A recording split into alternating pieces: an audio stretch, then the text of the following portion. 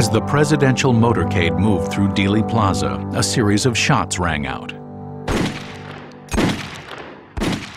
In a matter of seconds, the President of the United States was struck down. But how many shots were there? The vast majority of onlookers only heard 3, the 3 that Oswald fired. But at least 19 witnesses reported hearing 4. Could there be photographic evidence of a hidden gunman who fired that extra shot?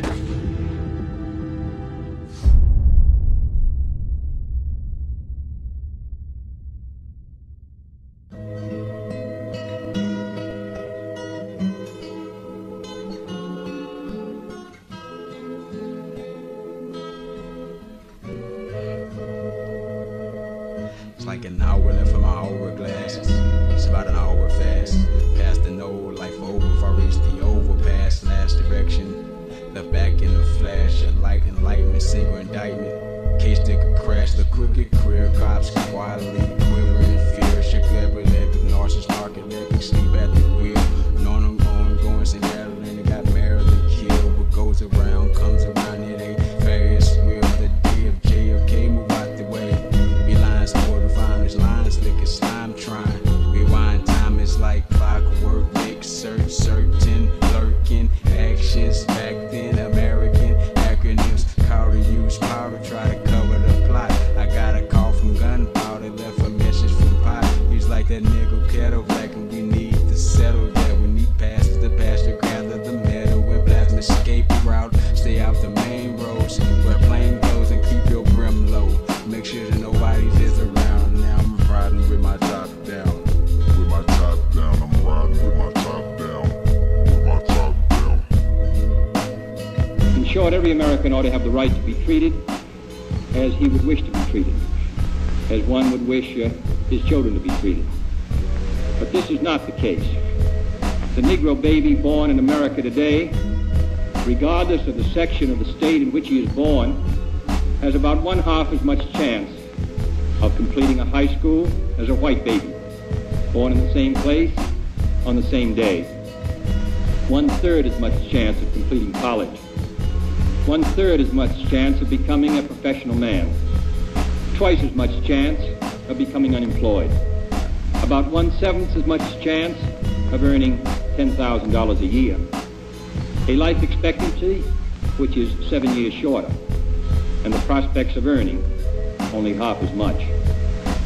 This is not a sectional issue.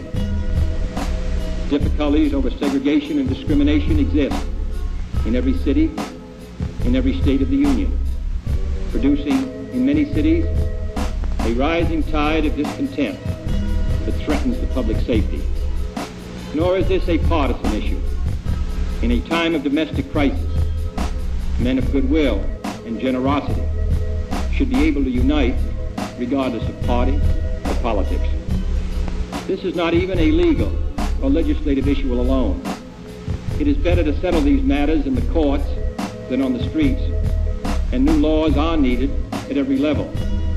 But law alone cannot make men see right. We are confronted primarily with a moral issue. It is as old as the scriptures and is as clear as the American Constitution. The heart of the question is whether all Americans are to be afforded equal rights and equal opportunities. Whether we are going to treat our fellow Americans as we want to be treated.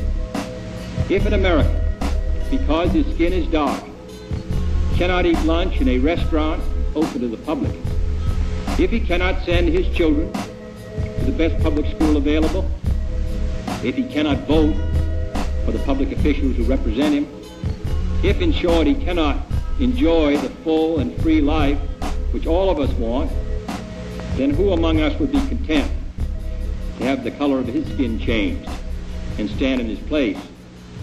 Who among us would then be content with the counsels of patience and delay? 100 years of delay have passed since President Lincoln freed the slaves, yet their heirs, their grandsons, are not fully free. They are not yet freed from the bonds of injustice. They are not yet freed from social and economic oppression. And this nation, for all its hopes and all its boasts, will not be fully free until all its citizens are free.